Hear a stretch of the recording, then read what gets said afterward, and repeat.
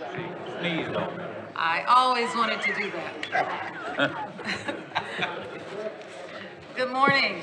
Good morning. I will call today's meeting of the Sports Authority to order. We'd like to thank the Nashville Predators for hosting us today, and we always enjoy being here at Bridgestone, and we look forward to hearing from you more later. So at this time, we will have consideration of the minutes from the June 16th, 2022 meeting. You should have your minutes before you. Are there questions or comments? If not, I will entertain a motion to approve. So moved. Is there a second? Second. Any discussion? If not, all in favor, please signify by saying aye. Aye. Opposers, nay. The motion passes. Now we will hear from our Executive Director, Monica Ognoxon. Good morning, everyone. Thank you for being here today. The board members have agendas before you. I hope that you all have agendas too. If you don't, we can make sure we have enough for the next month. Following my report, Tom Cross, Metro's Deputy Law Director, will give the board an update on the Nissan Stadium condition study. The board will also receive a report and a couple of recommendations from the Finance Committee, which met earlier this morning, and that will be followed by a report from Capital Project Solutions on the Giotis Park infrastructure project. And then we'll also receive the Predators Bridgestone Arena report. Are there any questions about the agenda? Well, I do have a few other things I want to report. The board members, you should have an envelope probably under your binder. If you haven't had a chance to look at it, this is the resolution celebrating Title IX that the Metro Council approved, and they wanted to make sure that the board received the executed copy, and they just wanted to express their appreciation and support of all we've done over the last year. So I think that was a really thoughtful gesture, and we appreciate Nancy Van Rees and the rest of the council members who supported this. We are excited to report that we've completed our search for a new special events coordinator. Brandon Little has accepted our offer and will be arriving next month from Arkansas State University, where he is serving as an event coordinator for the athletics department. We're really excited to have him join our team. I think you'll enjoy working with him, and he's definitely looking forward to meeting you all and arriving in the next few weeks.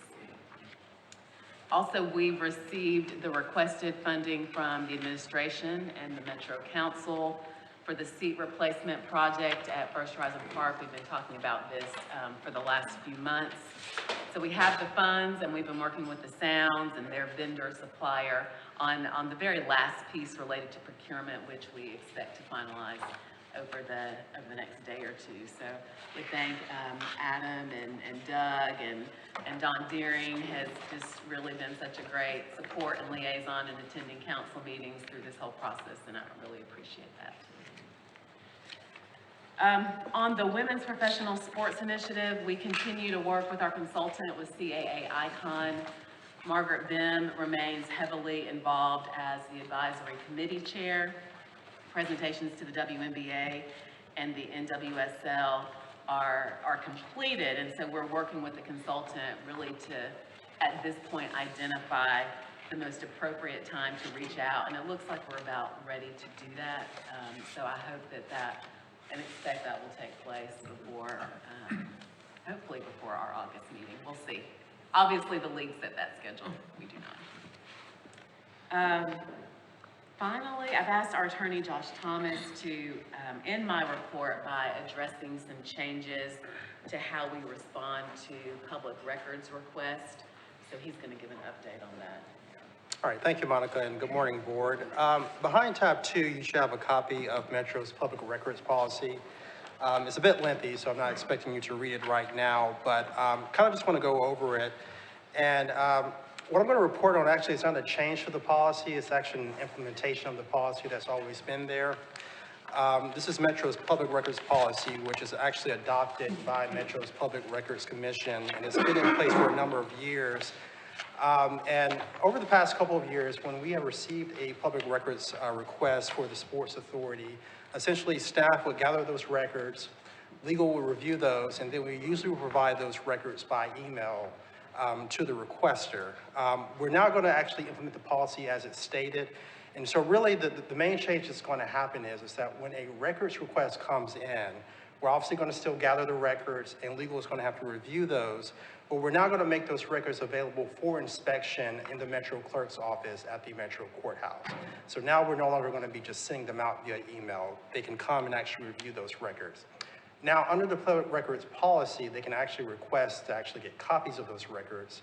And they can either be mailed to them, or they can come pick them up, or we can also email them. But under the public records policy now, as we're going to implement it, there will now be charges involved with that. So essentially, at any point when they actually request the records and they want them to be provided to them, they're not going to actually come and inspect them. We can charge basically labor costs for time spent basically reviewing those records and gathering them together. And so that's for every employee that's involved. So if there's a Sports Authority staff member that actually pulls the records and then legal reviews it, there's an hourly charge that can be charged for that, and it's basically based on the hourly rate of pay minus the first hour. So we're now going to be doing that, and then in addition to that, if they actually want a physical copy of the records, there will be a charge for that, and based on the policy, that's going to be either 15 cents for a black and white copy or 50 cents for a color copy. And the reason why we're doing this is obviously, we think the Public Records Act is a very important tool for the public to have, to be able to know what this governmental body is doing. But it is also very resource intensive. I think in this year alone, we have had, I think, roughly 30 to 35 public records requests. And also legal has to review every one of those documents. And so obviously, because it is a time resource and it takes away from other responsibilities and duties of both Metro's Sports Authority staff, but also legal, we think the full implementation of the policy makes the most sense. So just out of full disclosure and full candor, we just wanted you guys to know that, and also the public to know that we are implementing these changes to the policy. So entertain any questions if anyone has it. All right, that's all I have, Monica. If there are no other questions, that concludes the report. Thank you, Monica, and thank you, Joshua. That was very enlightening. We appreciate it, and we appreciate all you do to keep us informed. Thank you. With that, we will move into the Nissan Stadium Condition Study. This time I'm going to invite Tom Cross, Metro's Deputy Law Director, to the podium. And you're probably aware that the Metro Council allocated funds in this year's budget for an independent study of the Nissan Stadium related to the city's current obligation under the lease. So hopefully Mr. Cross can share some updates with us and enlighten us more on this issue. Yes, and you stole much of my thunder there. One of the last minute amendments to the Metro operating budget that passed in June was the addition of $200,000 to the Sports Authority's budget for a stadium condition assessment. As I'm sure all of you are aware, we're working with the Titans towards what everybody hopes will be a new lease. And the council and this body ought to have a basis for comparison for what the Titans have provided as their estimation of what the cost of fixing up the stadium and keeping it in that condition for the duration of the existing lease would be. So the council's expectation, and I'm sure yours would be, that we would have that report in time to have it and digest it before you would be asked to consider any new lease. And the way we would typically go about arranging for something like that is to have our purchasing department issue an RFP and consider the responses to it and select somebody that way. But that's not going to, we couldn't have that done in time. So the alternate, which is what we're going to recommend without objection from this body, would be for my department to hire this consultant, which we can do without having to go through the procurement process. And our proposal would be to hire the firm VSG that did the condition assessment in 2017, so they're already somewhat familiar with the stadium. Now their instructions are going to be a little bit different this time than last time, because we need them to assess what would be required not only to bring the stadium up into the condition that the lease requires, but to keep it in that condition through, I believe, 2038, which is when the lease would end if the Titans extended it as far as they possibly could. So one of the wrinkles is there's not enough in the money that the council appropriated for you to complete that work. So we're looking for some other sources of funding, but we're confident we're going to be able to come up with them. So that's the plan, unless there's an objection from this group. I'm happy to answer any questions you might have, but we expect to get them going pretty quickly if there aren't any problems. Questions? Yes. When the Titans presented their numbers, one of the things that sticks out to me is they said they were hoping to get these contracts in place with the city by fall, and delaying beyond that would incur additional costs.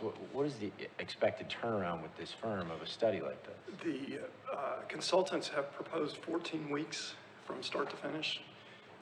Some of the folks that would be involved in the assessment live far from Nashville, so coordinating schedules so they could all be in the building at the same time takes a little bit of work, and then it takes a few days to do the evaluation, and then weeks to write the report. We have impressed on them the need for urgency here, so the expectation is that they would have it available prior to any ask for this body or for the council to approve documents. So you find your alternative sources of funding, what would be the earliest you could kick this off? We think we can probably at least get them under contract by next week. It'll probably take another couple of weeks for them to find a time when all of the people who are on their assessment team can visit Nashville and when it's convenient for the Titans to have them in the building. So forgive me if my math is off. Is 14, 15 weeks with the week to get them under contract? Is that November? I hesitate to do the math in public too, but I'll take your word for it.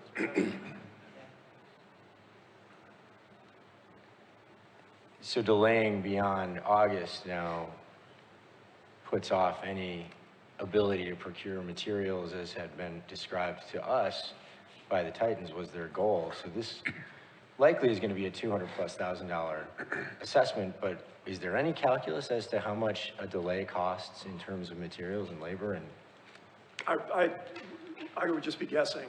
Obviously, there's been a huge run-up in the cost of construction materials and labor. I get most of my information from Ron Gobble, who is here, and maybe speaking to you could answer that question better. But yes, I wouldn't be surprised to hear that a delay in getting the deal approved is also going to mean that it's more expensive in the long run. Madam Chair, I have a question. Yes. I didn't get the name of the firm that you mentioned. VSG and Venue VSG? Solutions Group. What is it? It's Venue Solutions Group. It's a local firm.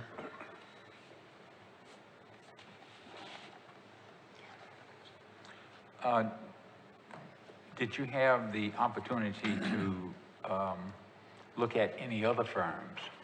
we haven't looked at any other firms, partly because we know this firm is already familiar with the building since they did the report in 2017. And also because we know we need to attack this urgently. You mentioned Ron just now. I would like to know what Ron knows about that firm. We're not involved.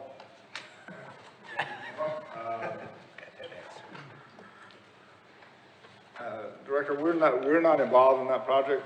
I know the firm. Russ Simonson, I believe, is the guy that runs it in local. Been here. He came to town to build this facility. I think Peter Heidenreich and some others know Russ very well. So he's been around there, certainly a qualified firm, but and it is a unique question that they're being asked, but that's about all I can tell you. Okay, I just wanted to know your personal or professional opinion of the firm since. Well, been Russ involved. certainly knows what he's doing about facilities and maintaining them and what it takes to keep them in a certain condition. And he's got a national team, and that's about all I can tell you. Okay. Thank you, Ron. For what it's worth, they did a good bit of work on the Rams' new stadium in Los Angeles. Thank you. Director Glasson?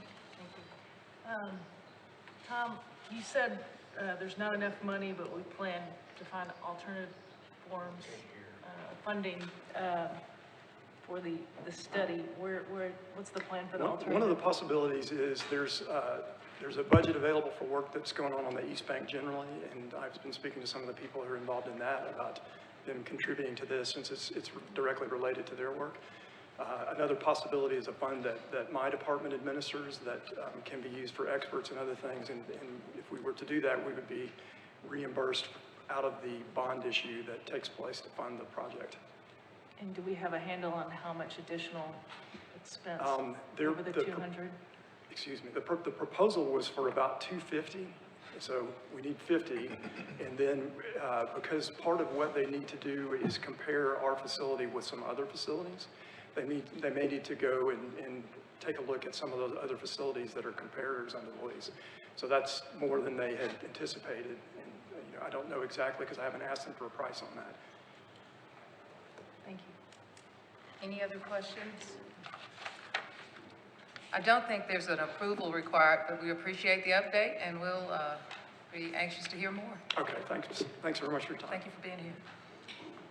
Now we will have our Finance Committee report by Director Frank Harris. Thank you, Madam Chair. The Finance Committee met prior to this meeting this morning to consider salary updates, resolution authorizing the approval of salary for fiscal year 23 for Metro retiree Bob Lackey and Melissa Wells. These adjustments are in line with the mayor's recommendation and pay plan, and the funds are available. Bob Lackey's salary and expenses will be funded by the Arena Revenue Fund, and Melissa Wells' salary will be funded by the Arena account. The increases reflect 4.5% COLA adjustment and 3% merit increase. In addition to the finance manager's position, Melissa Wells' position received an upgrade change resulting in overall of 6.14% increase. This resolution also includes changing Bob Lackey's from temporary part-time permanent to permanent part-time status, and the committee recommends approval. Okay, so we've been asked to approve a resolution authorizing and approving salary updates for fiscal year 2023. I'll entertain a motion. Motion? Is there a second? Second. Discussion? Any questions? All right. If not, all of those in favor of approving this motion, please signify by saying aye. Aye. Opposers, nay. The motion passes. Also, we considered the Sounds parking dates. Sounds are in discussion to program a winter event in November and December. So that will require more parking dates that are currently available for them.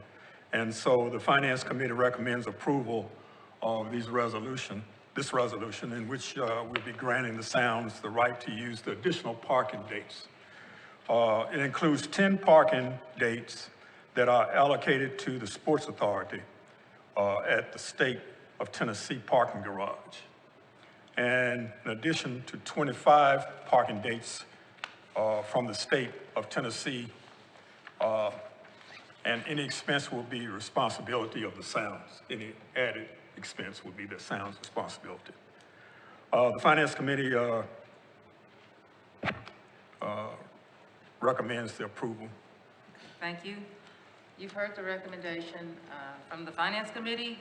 I won't read that again. So it's basically 10 dates that are assigned to the Sports Authority and 25 additional dates which they will request from the State of Tennessee.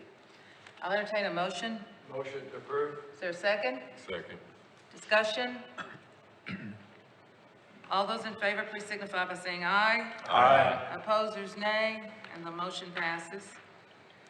Mr. Chair. The third thing we considered was the Predators Powers Management side letter. The Finance Committee recommends that the resolution approving the side letter will be deferred, and so we recommend deferral.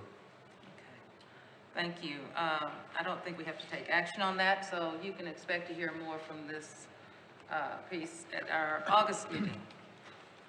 Does that conclude your? Okay, no, one other thing, Predators Power Management, called Camp 2022. Kyle Clayton with Power Management presented the annual Bridgestone Arena Capital Asset Management Plan, and this requires annual approval, a lease agreement, and a copy is in your binder. We took questions. Are there any questions for the Finance Committee from the board? If not, that concludes our report. Thank you so much. The Finance Committee had a great meeting this morning, and I'd like to thank all of you who came early and for those who contributed.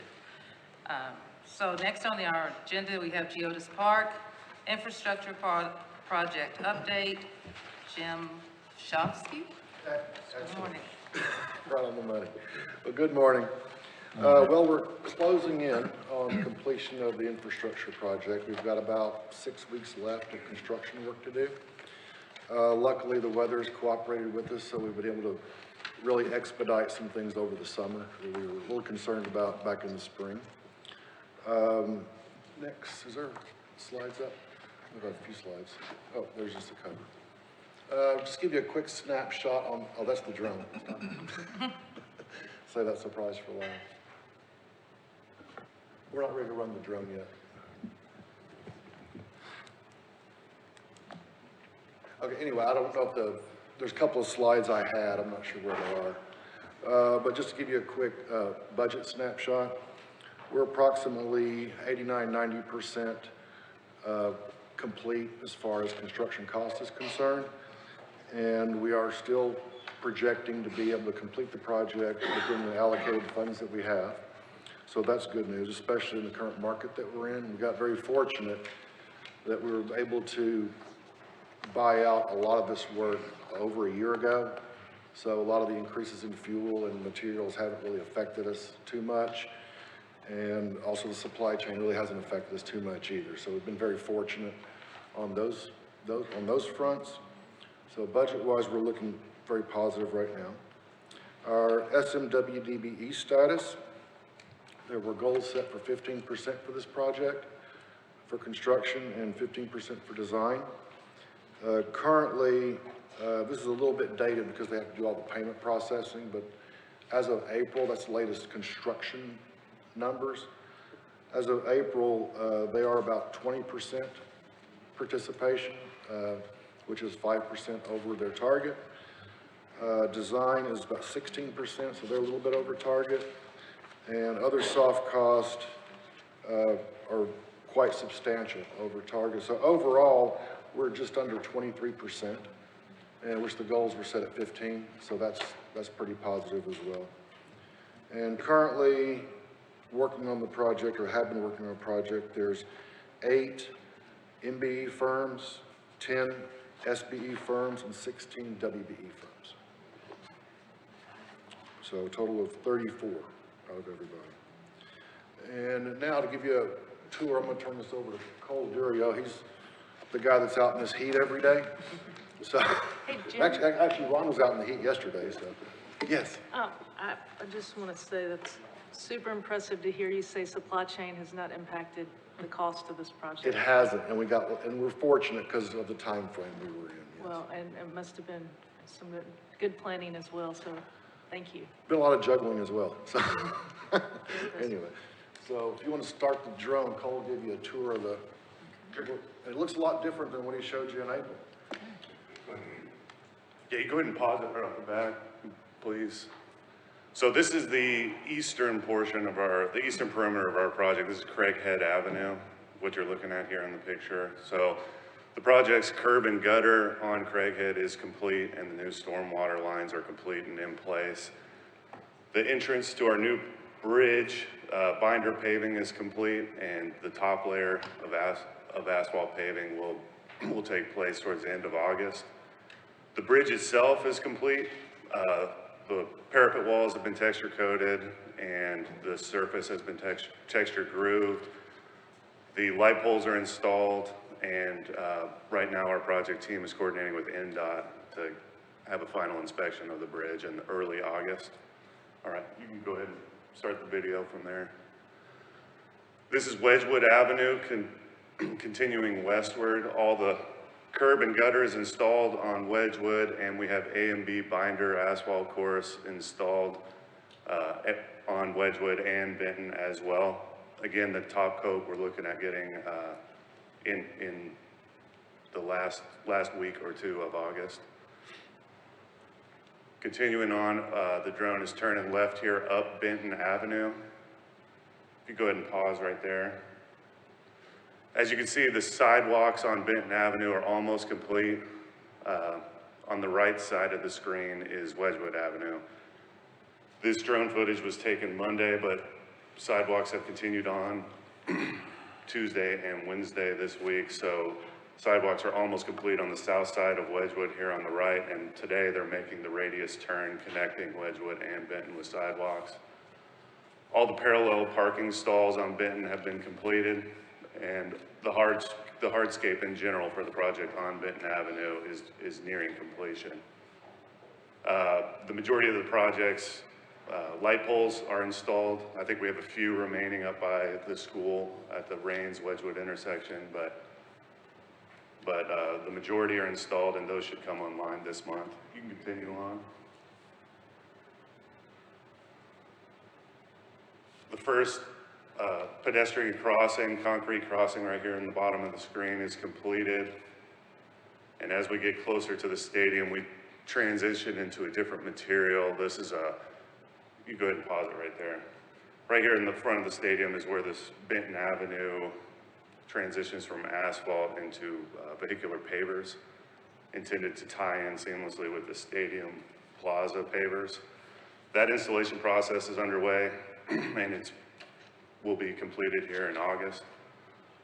All the project's bollards are installed with the exception of the retractable bollards for the drive that goes down the eastern drive of the stadium. Those will be installed in the next couple weeks. Right now, the electrical power unit for those bollards is being fabricated and nearing completion. We have the project's landscaping soil installation going underway along Benton Avenue, and we're looking at the tree planting and landscapes to go in as soon as this weather breaks. It's a little too hot to install that right now. You go ahead and start the video back. We're gonna pan right and look down at the intersection of Rains and Wedgwood here.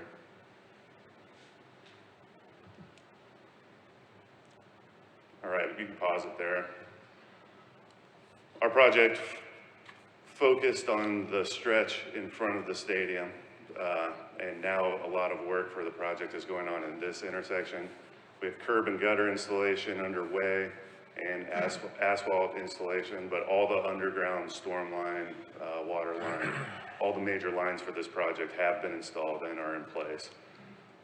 And Metro Water's testing is wrapping up on those lines as well this week.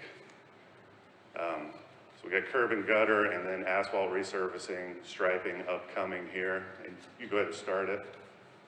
And looking right, it'll pan right here in a second. We'll be looking back down Wedgwood.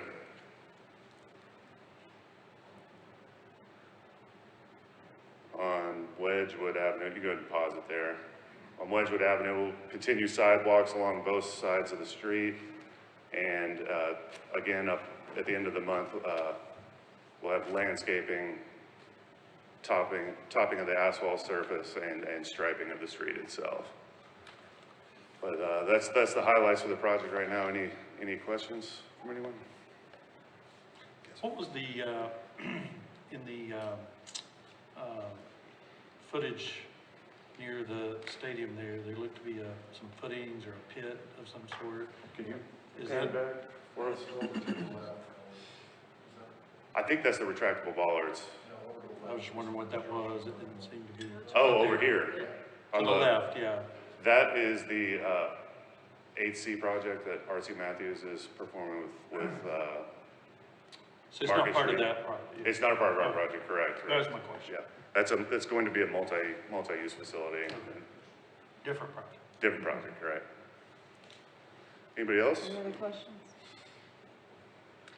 I'd like to say something, and I did say this to Cole and Jim on a project management call this week, but I met with Chris Rhodes with Kimley Horn that designed the project, and he was just so complimentary of the project itself and just said it's been a really great project to work on. They felt really honored to be part of it, very complimentary of Cole and the work that's been done and with all of our project coordinators. And so I just wanted to pass that on. And these projects are never easy, but we are really grateful to GHP and CPS for the work that you've done, and we're getting ready to close this out hopefully very soon. Yes, we're looking at the end of August, beginning of September to finish. It's going to look great. Thank you. Yeah. Great. Thank you, everyone. Thank you. Thank you, Cole, and thank you, Jim. Jim, I got one more question. We've got for one more Jim. question. Jim, you talked about the number of subcontracts that, what did you say that the MBE, DB? Oh, the numbers on those? There was 8 MBEs, 10 SBEs, and 16 WBEs, Okay. for a total of 34. And was there any of the did they do any of the self-performance of any of those subcontracts? The general contractor? Oh, you mean direct work? Yeah, it was all across the board. Some were in civil work, some did trucking, some did traffic control. I've got a 2-page list of all the subs and what they did. If y'all would like that, we can definitely forward it to you. I'll see you a little bit, yeah. Okay. Thank you. Okay, so now it is time for our facility questions. So we have representatives from Nissan Stadium, First Horizon Park, and Bridgestone Arena. So if there are any facility partner questions from our board, or any comments? We do have a big event coming up in August over at Nissan Stadium, Music City Grand Prix. Don't know if you all want to say anything about that, but not really. I have some information that I just received from the Chris, what's his last name? Parker, thank you. Okay. And I'll send that over to you all, just some information leading up. Thank you. Okay, now it's time for Bridgestone Arena report. So Kyle Clayton, Senior VP of Operations, welcome. I assume you guys are tired of hearing from me already today, but. No. Yes. So, yeah, we're excited to have you guys back in the building today. It's weird, it's a quiet day. We've been fairly busy over the past couple of weeks and months. The exciting thing about today is you walked in, hopefully you saw a little bit, or felt a little bit of chill in the air. The ice is going back in today. We took it out for a couple weeks. Did some maintenance on our ice plant that I talked through briefly in the camp report, but the ice is back in, so we're excited about that. We're getting ready to get ramped back up for hockey. A little bit change up today. We have a great lineup. It's a little bit different. Folks you may have not heard from before. We have Kevin Wilson, our Director of Communications. He's going to provide a hockey update. And then Courtney Mosley, our Vice President of Human Resources. She's going to talk about some of our wellness initiatives for our staff, as well as a guider board update. I get to serve as David Kells today. So David Kells is on his way to Italy as we speak right now, going out on vacation. Obviously, he's been working pretty hard, keeping this building busy. So I get to talk about all the fun things that he's been up to. We've said it countless times. I'm probably going to keep saying it over and over again. But for the year 2021, we were #1 in the world in ticket sales. Again, just coming out of COVID, really just. We love that. Yeah, coming out of COVID, again, the partnership with the Sports Authority, with Monica, with Metro Health, with the Mayor's Office, really allowed us to open safely and quickly. And we were able to host events early on, starting I think about May or June of that year. So we ended the year first, #1 overall in ticket sales, which was phenomenal. The weird news there is you think you'd open up first, you come in first place in ticket sales, you think you would win Arena of the Year by Polestar, right? That just makes sense. We didn't. The Forum in California won Arena of the Year that year. Makes no sense at all, but whatever, we'll take it. But the good news is David Kells, our Executive Vice President of Entertainment and Venues, who's in charge of booking this building, he did win Executive of the Year. So very proud of David, and again, he's a tremendous asset to our team, and he makes us, who we are. We did happen to win Arena of the Year through the Academy of Country Music Awards, so they had their 57th annual awards on May 13th, so we were proud to be named Arena of the Year through them. That was great. And then, as we look ahead to this year, we're currently 3rd in the U.S. for ticket sales and 4th in the world for the first half of this calendar year. So again, 3rd in the U.S., 4th in the world. So again, I talked about our event calendars ramping back up. And so the first half of the year has been fantastic with ticket sales, and we're excited about where we're going now for the remainder of this year. We're excited to see where we fall. Plan B again, at least top 5. Hopefully we'll stay up there in the top 3. That's our goal. As we look ahead into August, September, and October, we have about 47 events across those 90 or so days. So basically every other day we'll have an event going forward. So we're really excited about that as we look ahead. Again, Bridgestone Arena, we're wide open, we're busy, we're excited about where we're going, and it's going to be a great year. So with that, I'll conclude the arena update, and I'm happy to answer any questions if you have them, and if not, I will turn it over to Kevin to talk about the team. Awesome. Thank you. Kevin. Morning, everyone. Good morning.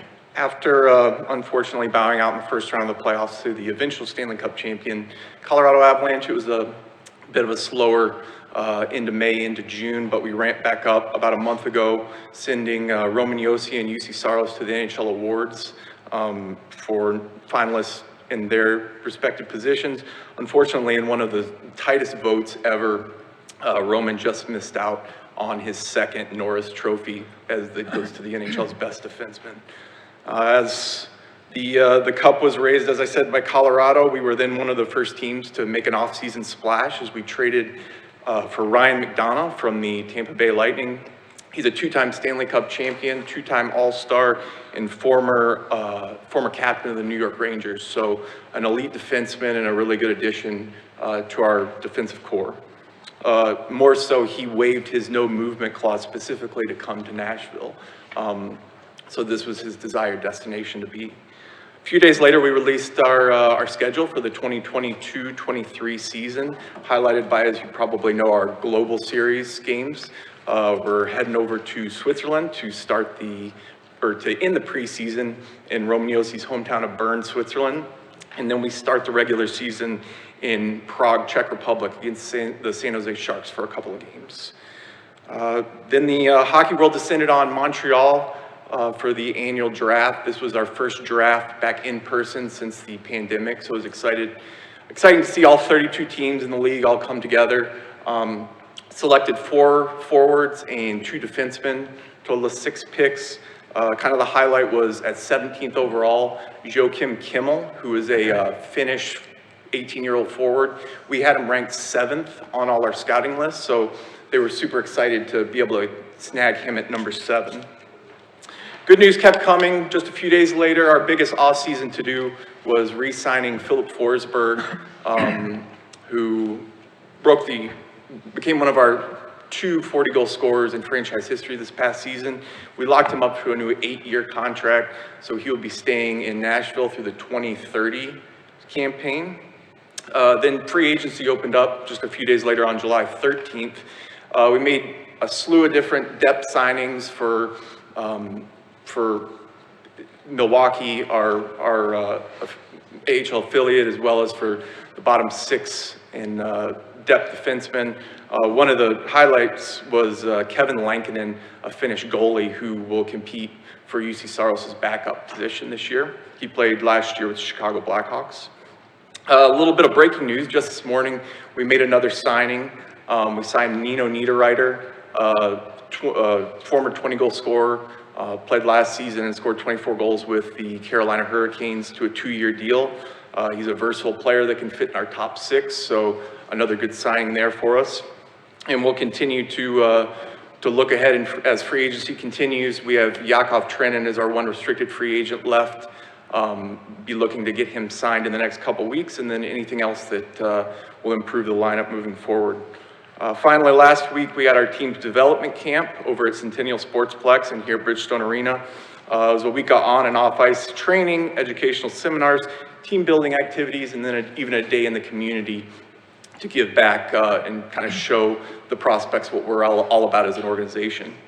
So moving forward, besides free agency, coming on Saturday, the Tennessee Sports Hall of Fame induction ceremony, our own David Poyle is being inducted, as well as David Legwan, the first ever draft pick in franchise history. And then things will hopefully slow down a little bit in August. As the calendar turns to September, players start coming back into town. They'll be skating over at Centennial. The rookies will report on September the 14th, and the veterans on September the 21st, and we'll be ready to go for another season. I'll turn it over to Courtney. Thank you. Any questions? I'm sorry. That's okay. Any questions? That was a great report. Thank you very much. Thank you.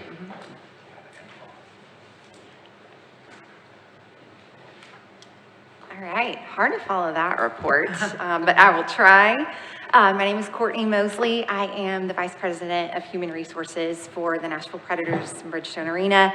And I have the privilege of talking to you about our Guider Committee, which is something very important to us, and our recent wellness initiatives in our office. So starting with Guider, and I assume you're all familiar with our Guider Committee, but it's our internal DE&I board comprised of staff from all across our building.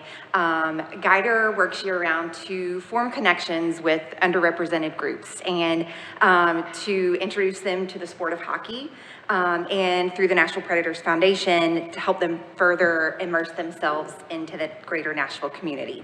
One branch of our Guider Committee focuses their efforts on our employees in particular and on furthering our HR initiatives to enhance and diversify our staff. So this employee focus group works to identify DE&I related resources to promote continuous learning among our staff.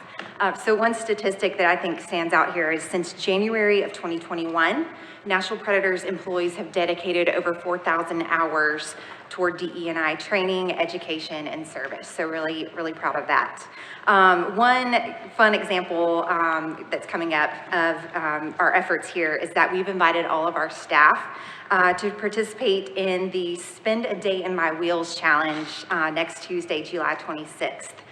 In that challenge, which was started by actually a local father and son out of the Lebanon area, any employees who participate will be issued a wheelchair to utilize for the full day as they go about all of their normal office activities. So our goal in inviting our staff to participate in this challenge is that it helps our employees become better advocates for those with disabilities, and also secondarily to identify areas within our office spaces where we can enhance accessibility.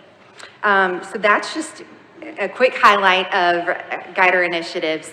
Really excited to continue that training, awareness, and continuous learning for our staff. Another important area of focus for our employees is on wellness.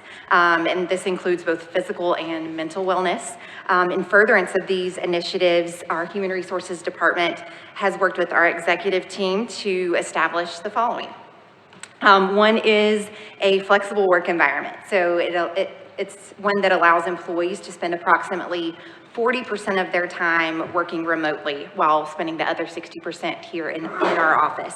And you know, it may not sound novel right now, but it's not something that's been typical of our industry in the past. So it's something that has been, I can tell you, very, very well received among our staff. Additionally, we have provided complimentary employer-funded counseling and therapy resources through 2 different programs, one of which is our Employee Assistance Plan that offers unlimited 24/7 over-the-phone counseling to our employees and to their dependents. The other program is known as Able To, and that's offered through our partnership with Blue Cross Blue Shield of Tennessee. And Able To provides a dedicated therapist to employees to help them navigate any mental health related concerns or issues.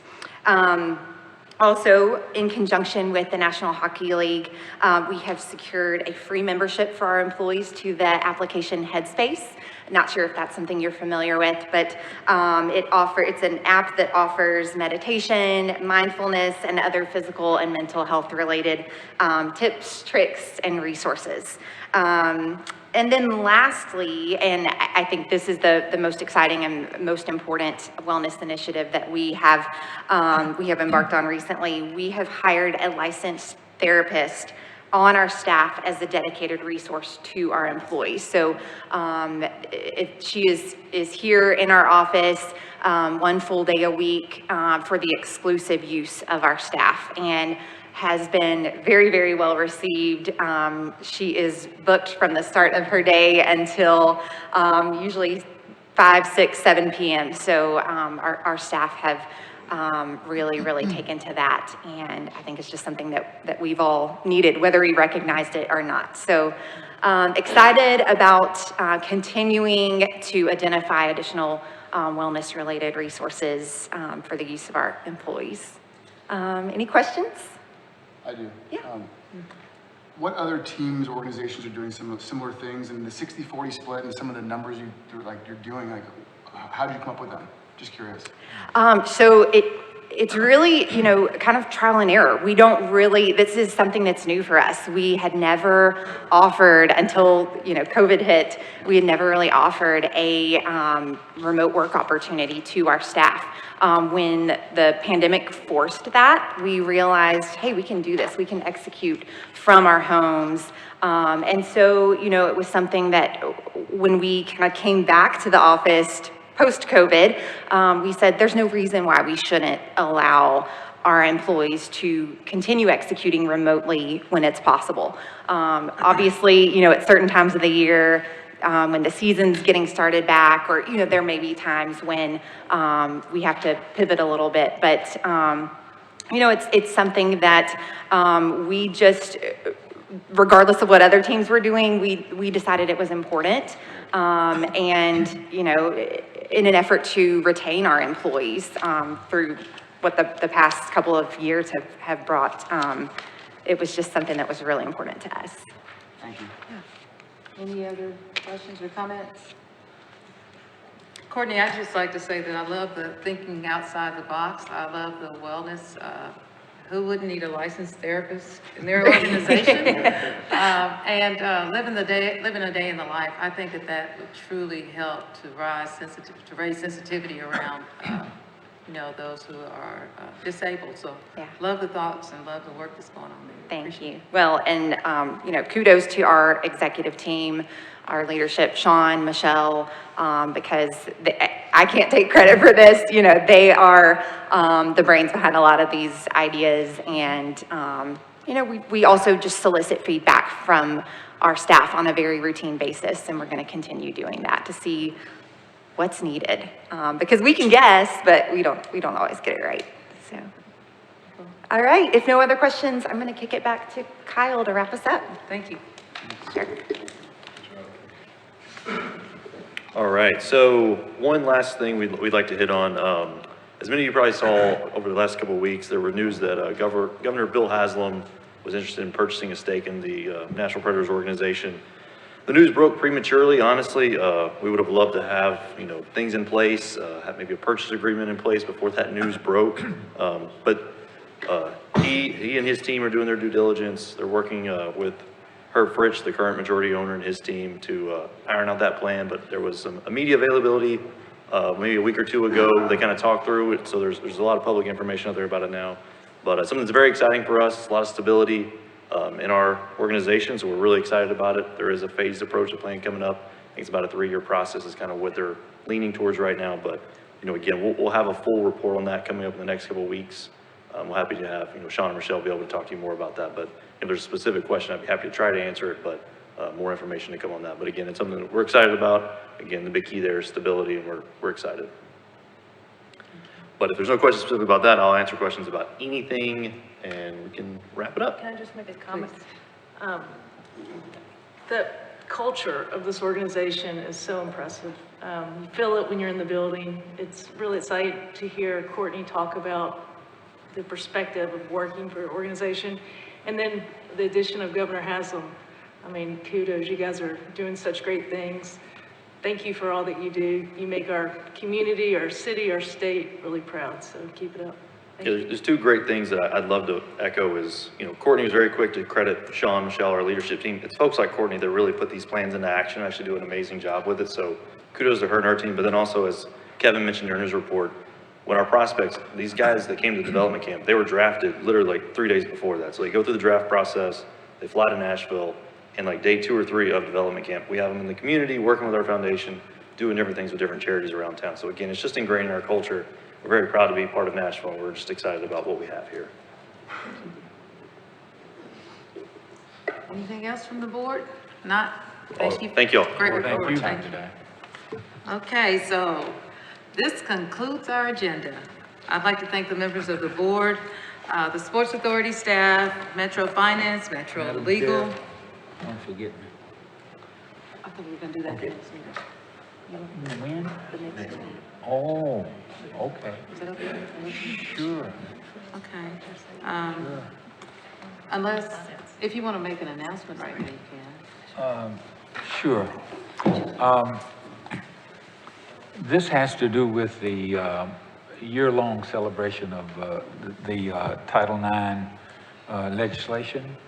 And several meetings ago, former Director Botenhammer asked me to look into an individual who may have been overlooked for her accomplishments, an individual by the name of Lisa Patton. And I was ready to share that information with the board today to ask if she might be considered, if the board might consider her for recognition. And in doing so, I learned about another young lady, Sharifa Barksdale, who will be inducted into the Tennessee Sports Hall of Fame Saturday. And I wanted to include her. I'm excited. I've been so excited about the individuals that I've heard about during this year-long process and the accomplishments that they have made. And knowing that there are several who may have not made it, I wanted to be sure that we give some attention to that also. So with that said, yes, I'll wait until the next meeting, and hopefully my heavy lifter back here, John, will be able to be there too, because he downloaded the video clip I wanted to show today. Great. Okay? Yes, and, we celebrated many leading up to Title IX over the last year. And I am so sure that there's so many sheroes who have not been recognized. So we appreciate you taking the time to look into those, and we'll welcome the opportunity to hear more about them. Thank you. Thank you. Okay, any other announcements? So I think I thanked everybody except our facility team representatives. Thank you. Our next board meeting will be August the 18th, on Thursday, August 18th at Nissan Stadium. We do expect that the Finance Committee will meet prior to that full board meeting, and the staff will reach out to confirm that with the Finance Committee. Hope everyone enjoys the remainder of these warm summer days. And if there's no other business, we will entertain a motion to adjourn. So moved. Second. Thank you. Thank you for your time. Y'all have a good day. Thank you, Chair. Thank you, Chair. Thank you, Chair.